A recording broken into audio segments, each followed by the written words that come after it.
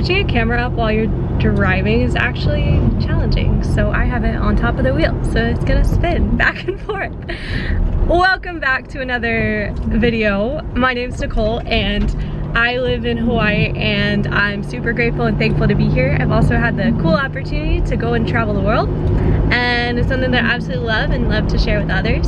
In this video, we're gonna be talking about how in the world I grew my Instagram to over 50,000 followers. Right now, I think it's like 56,000 something, and it's super cool to be able to talk to so many amazing people and be a community and share experiences and the journey of life with, and super cool. And I do a lot of stuff with photography, videos, outdoorsy stuff, in the ocean, in the water, surfing, sailing. The whole boat thing has really taken off.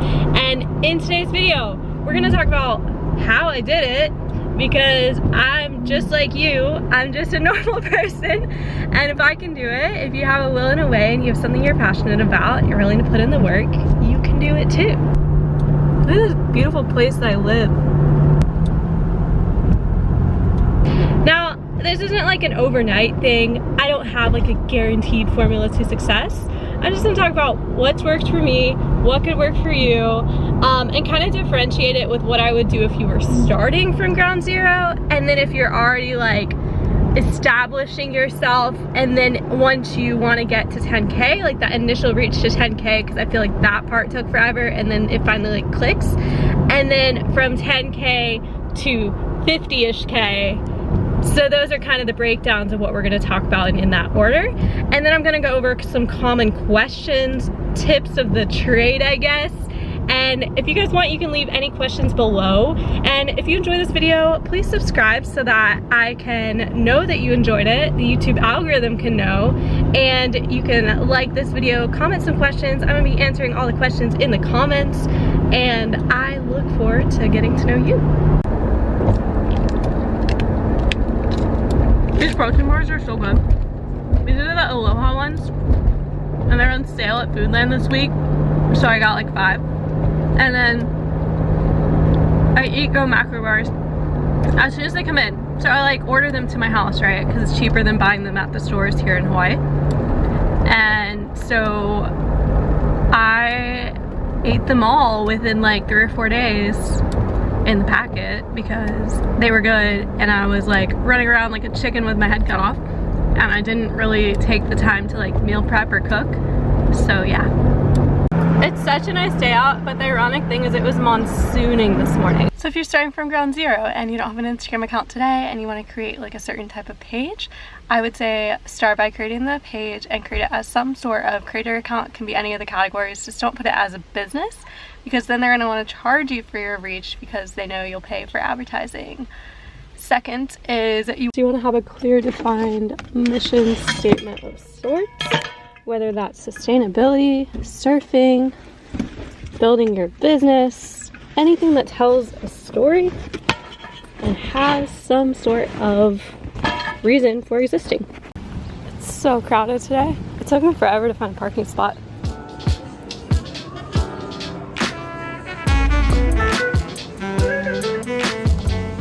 They're just so beautiful. Like, you can see them in camera, but like they're just so pretty, and I haven't even touched them yet, and I'm just making selects, and there's so many that I love already.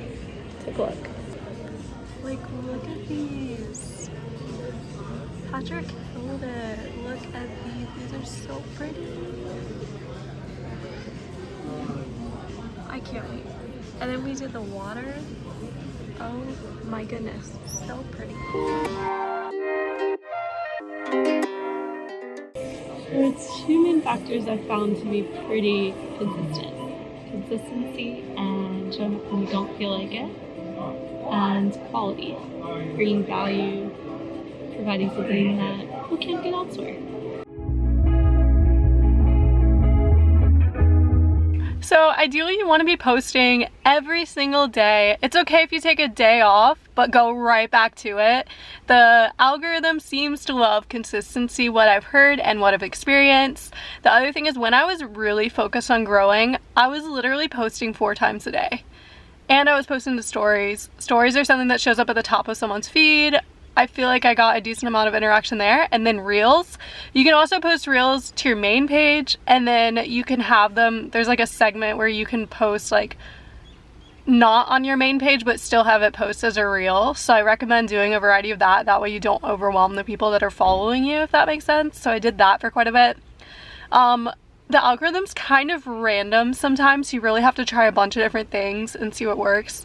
I'd say the number one thing is like, don't give up or don't freak out just because you get like something that gets like 30 views, because I've literally had videos that like don't pick up till later. One video that went completely viral, like I think it was like 7 million views, which is insane to me. The reason it went pretty well is unbeknownst to me. It was like my friends and I sailing, so it was like a relatable video that's still like really cool and something people would be like, oh, I want to do this. Okay, so it's entertaining in a way. It's just like girls on a sailboat. And then the thing that really stood out about that is the first week that it was up, it got like 30 likes, and now it's at, I don't even know, like a ridiculous amount of likes right now, and a ridiculous amount of comments. It just got to the point where I couldn't even like respond because there were so many. And also there's like so many from like creepy people, so it got twisted a little bit in the way that it got distributed, but because of that it got boosted so much.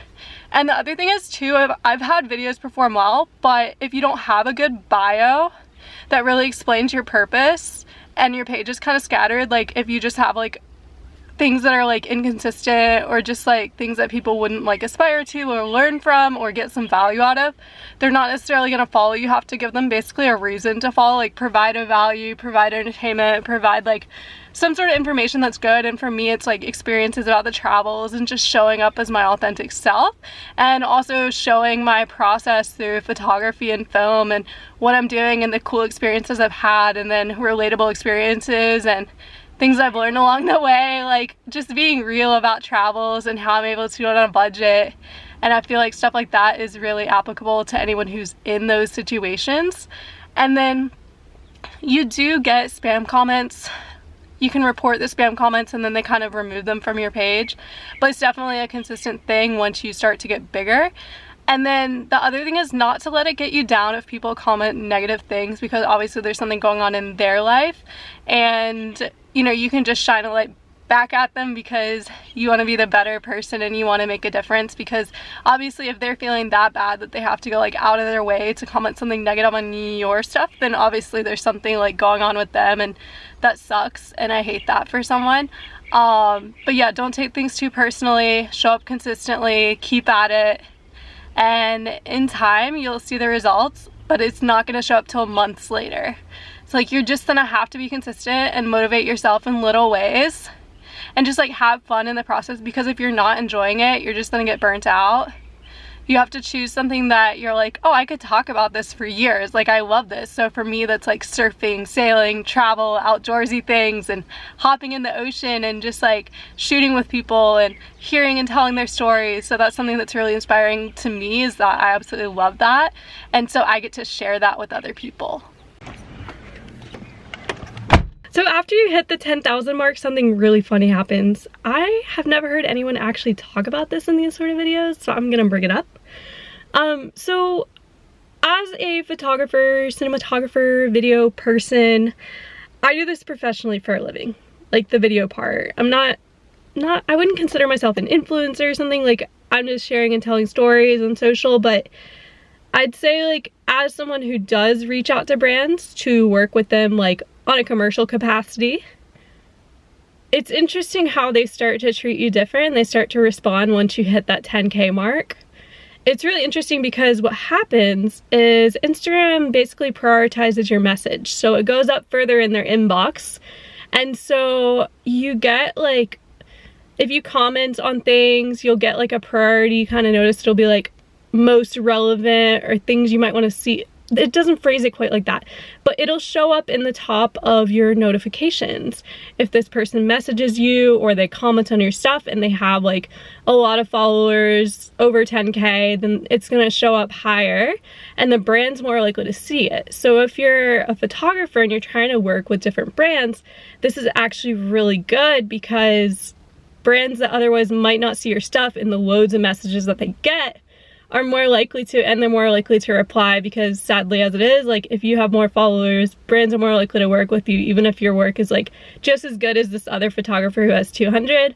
I'm not the one who makes the rules on that. I think there's so many talented and amazing people out there, and it's incredible to see all the different perspectives, and I encourage the creativity and like going after your craft. But it also does help, especially if you're trying to get work in the creative industry, is having that sort of push of, especially that 10K, because it gets you up in the messages. So it's just like, it helps you get more visibility, which then helps you work with more brands, hypothetically. Not always. I'd say the best thing if you're doing that, this is kind of a tangent, is to reach out via email, reach out to creative directors or that sort of stuff. But that's if you're doing photo and video for a living, professionally, and that sort of stuff. But just keep that in mind. Just because you get 50,000 followers doesn't mean you're gonna have brands reaching out to you. You're still gonna do the reach outs yourself. It's not like some magical overnight thing. But when you want to make a meaningful impact and build a community that cares about the things that you care about, it's a beautiful thing. Okay, and one other thing before we get driving, the consistency, once you get to a certain point, I feel like your posts get boosted. So like, let's say like over 10K, it's like a little easier for you to start getting likes because you're more likely to have more people on the app at the time of your posting. And also Instagram thinks of it like the more time someone spends on your post, if you get more saves, more people staring at it for longer. So like if it's interesting and it provides value in some sort of way, entertain, educate, inform, then you're going to have more eyeballs on it for longer, and Instagram likes that. Also, if you comment on other people's stuff and really engage in community, it shows that you're active on it and you're spending more time and other people are spending more time. So that's a thing that the algorithm likes, because their goal is to get people to stay on their phones or on their computer, however they're looking at Instagram.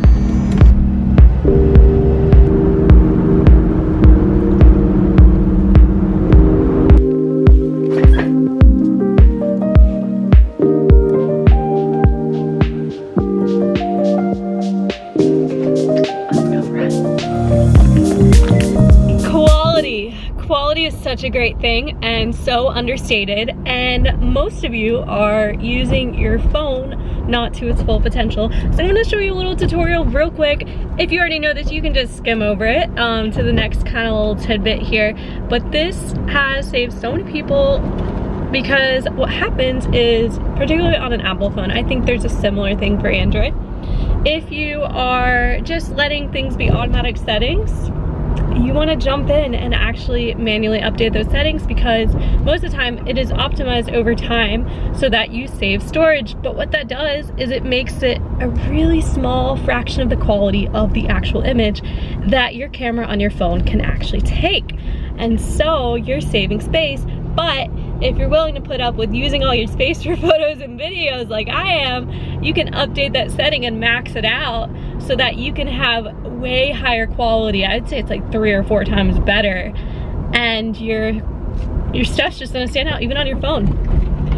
And so I recommend that. I also recommend shooting on an actual camera, because just the definition and the depth of field and all these things are so nice on an actual camera, and you can definitely tell the difference. But if you're gonna do that, you're gonna use a little bit of color grading, a little bit of YouTube tutorials for that sort of stuff if you don't know it, or go in and learn a little bit of Premiere. Even you can modify some things on iMovie, you know, start somewhere, show up, try again and again, and the more you post, the more consistently, the better. And as you post, don't be afraid of the opinions of others. Like, it's gonna take a while for you to kind of get in a groove of things and make pieces that you're proud of. It's better to show up and put in a rep than to not post everything just because you're so set on perfection. Like, one of my old roommates, really talented photographer, filmmaker, but the problem he kept having, which is a stumbling block, and he's finally gotten over it with TikTok, but Instagram not so much, is like, he would want everything to be framed perfect, everything the exact right colors, the frame rate to be this, the lighting to shine through like this, and that is great, and that is a true cinematographer right there.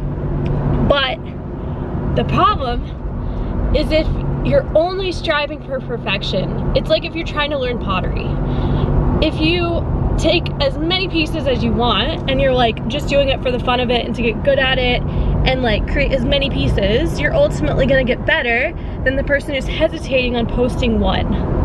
And so I would say to you, there's been studies, literally, I read this thing about this pottery, is like, there was this assignment and it was like, the final grade in the pottery class was like, either one of two groups. The first was, you create one amazing masterpiece piece of pottery, right? The second group is create as many as you want, the more the merrier, the better the grade. The people who created as many as they wanted had so many opportunities to get better and refine their craft that at the end of the day, most of them did better than the person who had like the one, because they were so set on not messing up the one. So take the pressure off yourself, create, get to it, make it happen, do what you need to do to put in the reps and show up, even when you don't feel like it. Because if this is really ultimately what you want to do, this is your little pep talk, do it, go for it, make it happen. The refining process. Ooh, so the more you post, the more you get to experiment with it, the more people begin to recognize you for the type of work that you put out. So if you put out a specific style of content, or you have like a signature thing that you do, whether it's like zooming in or starting with a catchphrase or something like that, or you have a little quirk, it's gonna stand out to people, and that's what people are gonna start to know you for. And that's a good thing, because they'll be able to recognize your content right off the bat and click on it or view it, or they'll follow you for that because they like those little things. People don't want someone who's bland and the same as everyone else. You gotta be uniquely you, because we wanna connect with others that seem like they would be your friend. Ultimately, like, would you be friends with the person you're following their content for? You know, like, could you see this person as a friend? Because if so, then you're gonna wanna connect and interact with their content. So same thing goes for you when you're creating content. Like, what would be most valuable for the people that are gonna be interested in your content? And how can you show up in a way that's authentic to you while also providing that value and voicing your opinions and what you wanna say, and be a friend to people?